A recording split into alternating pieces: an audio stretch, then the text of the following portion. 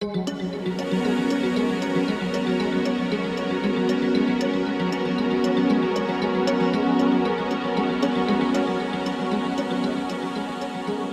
I'm Ashley Costa. Today I will be interviewing Danny Castillo, an instructor at Cañada College. All right, well, thank you for taking the time out to talk with us today. We really appreciate it. So tell us a little bit about who you are and what it is that you do here. Well, thank you for having me. I have an interesting story. I actually came from Mexico 10 years ago, and I have a bachelor's degree in mass media and communication sciences. Unfortunately, in Mexico, the market for the type of things I wanted to do was really not there yet about 10 years ago, and that compounded with a great marriage opportunity. I moved to the States, and I started a master's degree at Cal State East Bay, formerly known as Hayward, and I did an MA in multimedia for 2 years. And I was really, really lucky because right after that, I got hired here at Cañada College on a tenure track position.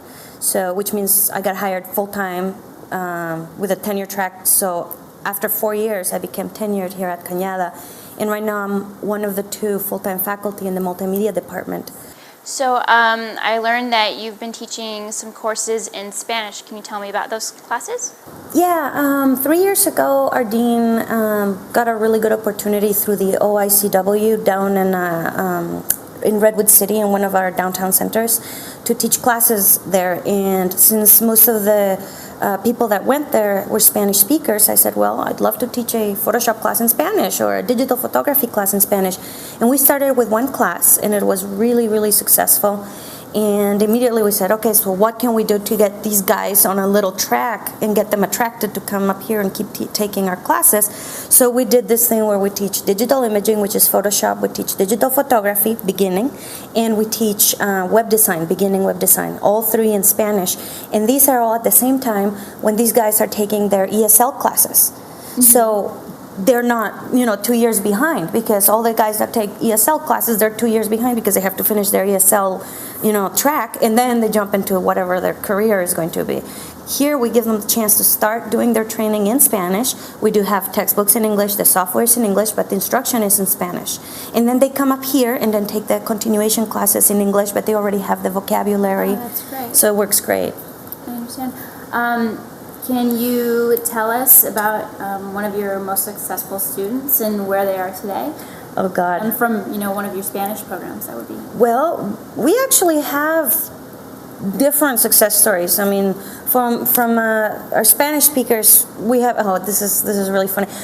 We had a guy who started taking my class just because he was bored out of his mind. And he started taking the digital photography class in Spanish, and he continued on to do other things. He used to have a business, some sort of printing business, and now the guy is doing wedding photography, and he's got his own studio now, which is really funny, somewhere in Redwood City, and he's doing really well. So you feel that these classes are definitely a good introduction? I mean, maybe if for a student doesn't necessarily know what they want to do, either way they might get something out of the course. Absolutely. We've had students even from fashion design who take our portfolio classes, our digital imaging classes, from interior design who do the same thing, artists, traditional artists who take our classes to put together a portfolio, and they end up doing some contracting work for web design for their friends. So what I really like about what we teach is that literally after a year of our classes, these people can go out there and find jobs, and they do all the time. I mean, in my advanced web design class, we get all these people that come to me with contracts already saying, I'm taking this class because I just said yes to this contract. How do we do it? And they take the class and they make money at it, and it works out really, really great because it's not like they have to quit their day job.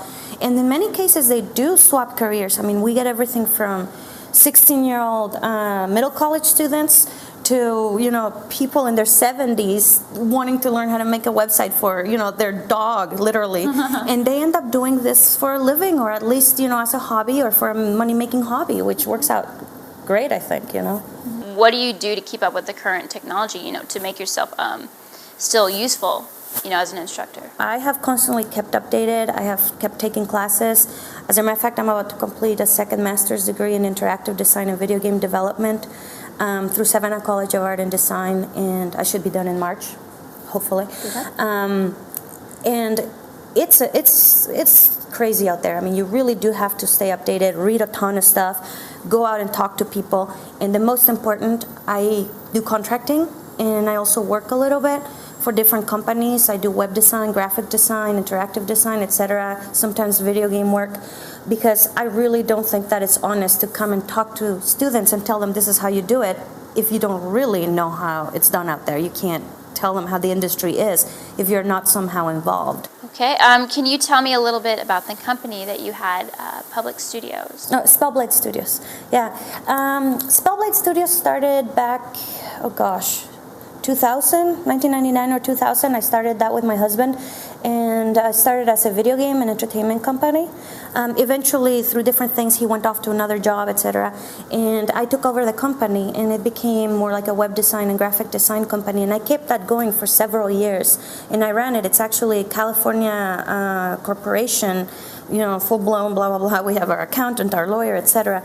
And it really taught me a lot about how to run a business. Can you give me a guesstimate of maybe how many contracted jobs you think you've done through your company? Oh my God.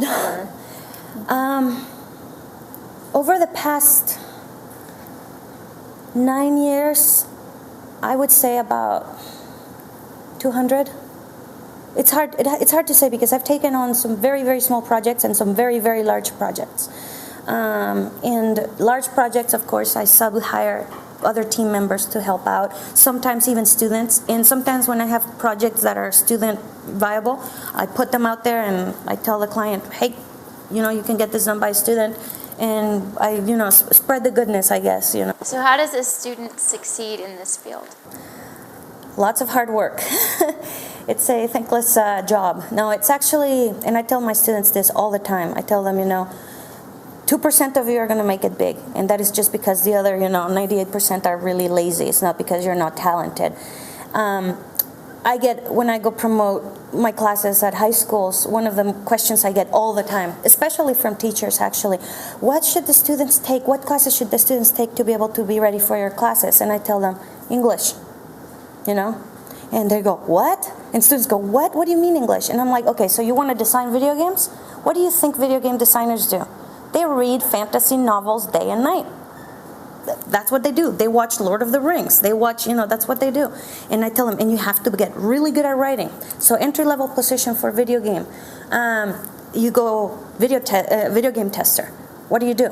You play video games, you break them, and then you write the bugs. And if you can't write the bugs properly, they'll fire you.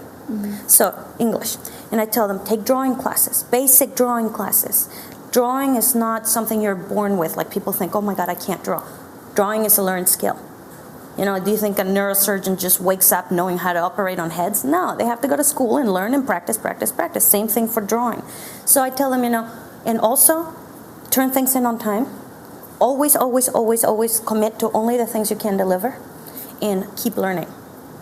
So coming from Mexico yourself, how do you feel that cultural diversity enriches your students?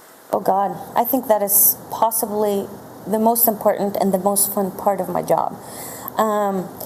Here at Cañada College, we are the northernmost Hispanic serving institution in the state, if not the country, but don't quote me on that.